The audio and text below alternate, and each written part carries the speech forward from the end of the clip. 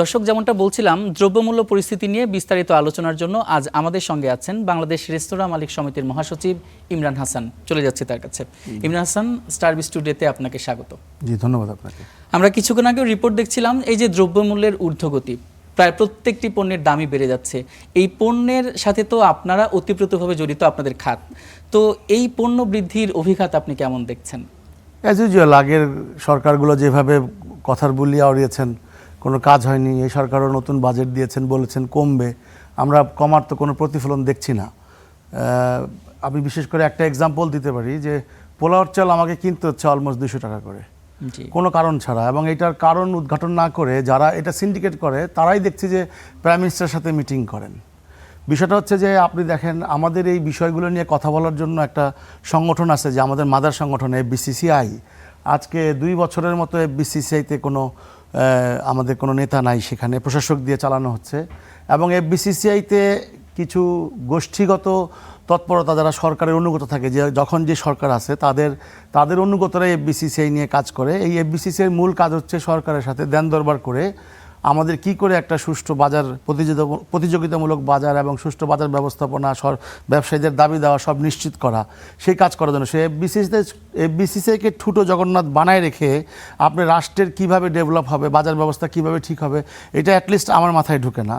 কারণ আপনি দেখেন, এই যে আমরা বারবার বলে আসছি সিন্ডিকেশন। আপনি এর আগেও আপনাদের চ্যানেলেই বলেছিলাম যে সিটি গ্রুপকে একসাথে এতগুলি টাকা দিয়েছেন, তারা একটা বড় ফুলে ফেপে বড় হয়েছেন। তাদের কারণে না, এই 4 জনের কারণে বাংলাদেশে 20,000 চালকল বন্ধ হয়েছে। আপনার ছোট ছোট তেল মিলগুলো বন্ধ হয়ে গেছে, ছোট ছোট ফ্লাওয়ার মিলগুলো বন্ধ হয়ে গেছে, এই তাদের সিন্ডিকেশনের কারণে। কারণ তারা সমস্ত ব্যাংক থেকে এই 4-5টা কোম্পানি লক্ষ লক্ষ কোটি টাকা লোন নিয়ে তারা বাজার ম্যানিপুলেট করে, বাজারে গ্যাম্বলিং করে টোটাল বাজারটা তাদের কন্ট্রোলে নিয়ে গেছে। কন্ট্রোলে নিয়ে যাওয়ার পরে তারা এত বড় হয়ে গেছে, সেই বড়কে আরও টাকা দিয়ে এখন রাষ্ট্র বিপদে পড়ে গেছে।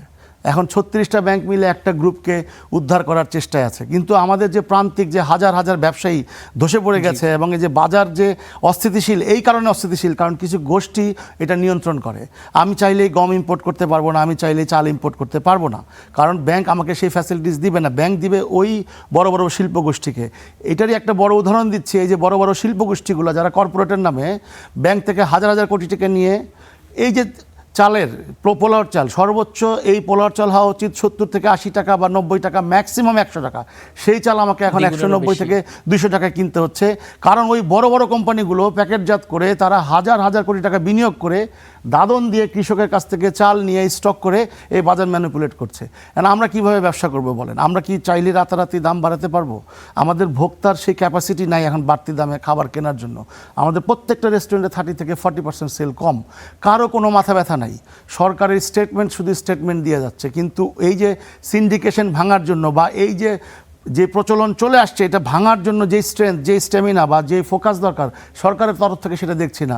উপরন্তু আমি দেখলাম যে আগের সরকারের মতোই, আপনি ফ্যাসিস্ট সরকার বলেন, আওয়ামী লীগ সরকার বলেন, বা তত্ত্বাবধায়ক সরকার বলেন, এদের যে একটা চারপাশে গোষ্ঠী থাকে না, চারপাশে একটা সুবিধাভোগী ব্যবসায়ী বা তাদের অনুগত ব্যবসায়ী, তাদের দ্বারা আবৃত এই প্রধানমন্ত্রীর দপ্তর।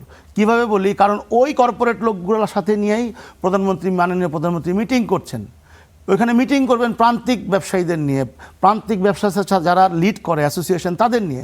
আজ পর্যন্ত আমাদের সেক্টরে কাউকে নিয়ে কোনো প্রধানমন্ত্রী কোনো দিন বসে নেই। আসলে প্রবলেমটা কি আমরা দেখি, কারণ আমাদের সেক্টরে 2 কোটি লোক কাজ করে সরাসরি, 30 লক্ষ শ্রমিক, আমাদের মালিক আছে 4-5 লক্ষ, এবং আমাদের টোটাল এটার সাথে জড়িত হচ্ছে 2 কোটি লোক প্রত্যক্ষ পরোক্ষভাবে। এই যে আমরা প্রতি বছর বিভিন্নভাবে নানা কারণে, কখনো আপনার এলপিজির নামে এই বিভিন্ন গোষ্ঠীগুলো আমাদের কাছ থেকে টাকা হাতায় নেয়। হ্যাঁ, ইন্টারন্যাশনাল বাজারে দাম বাড়ে, সেই দাম বাড়ার অজুহাতে যেভাবে মার্কেট ম্যানিপুলেট করে, মার্কেট থেকে টাকা লুণ্ঠন করে, আমাদের করার কিছু থাকে না, এবং সরকারও সেখানে দেখা যায় অসহায়।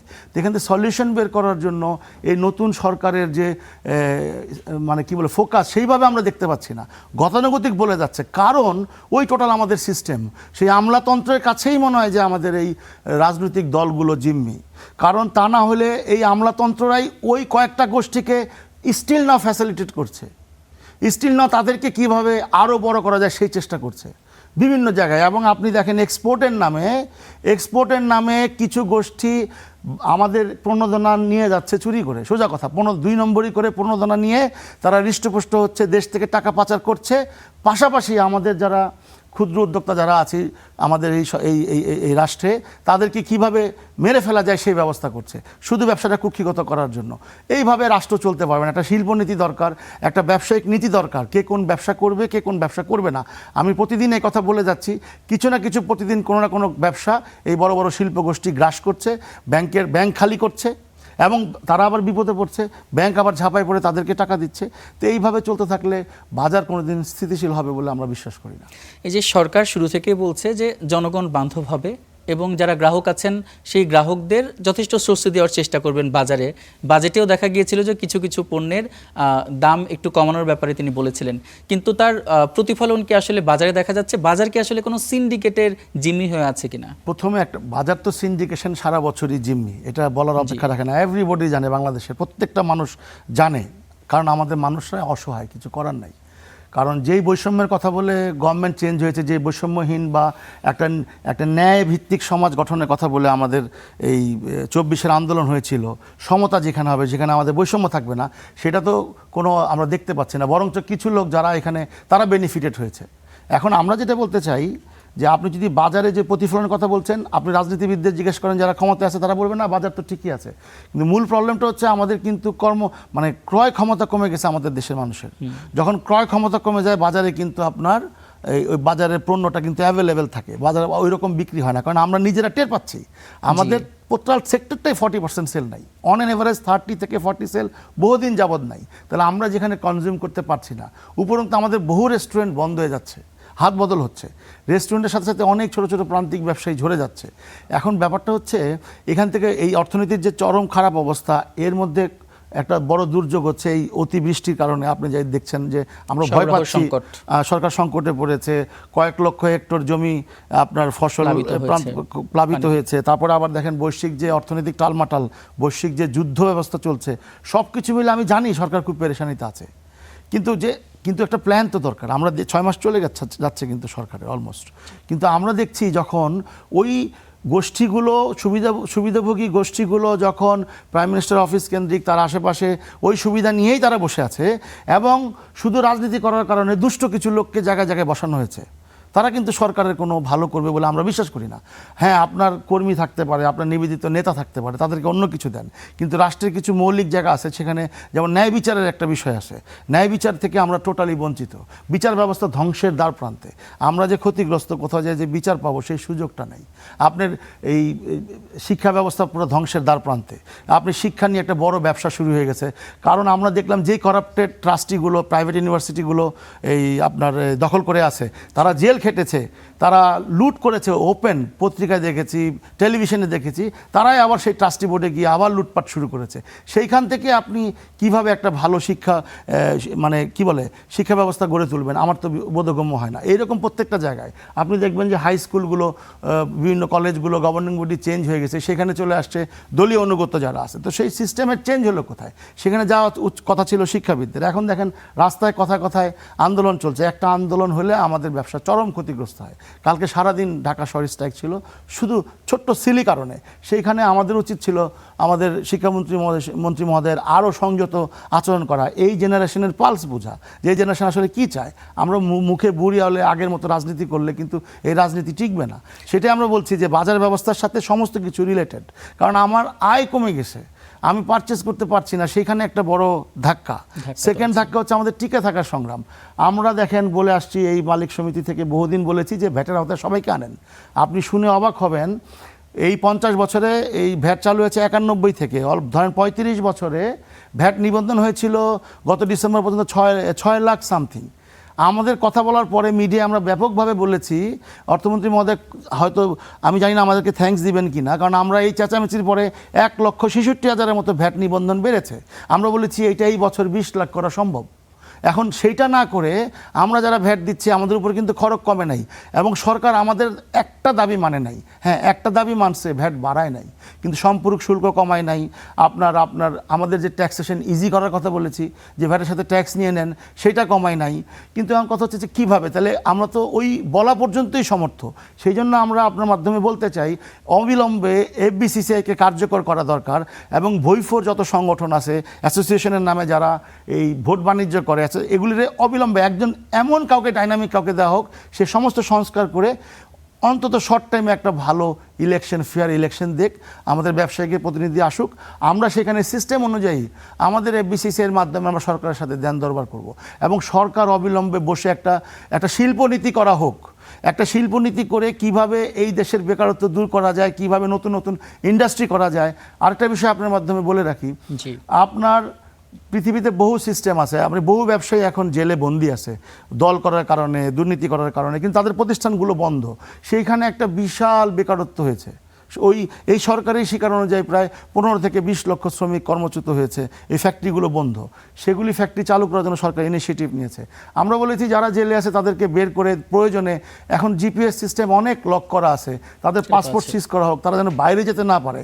তাদেরকে ধরে এনে তাদের ব্যবসা ঠিক করে, তারা যেই ঋণ নিয়েছে সেই ঋণগুলো টেক ওভার করুক, তাদের প্রতিষ্ঠানগুলো চালানো হোক।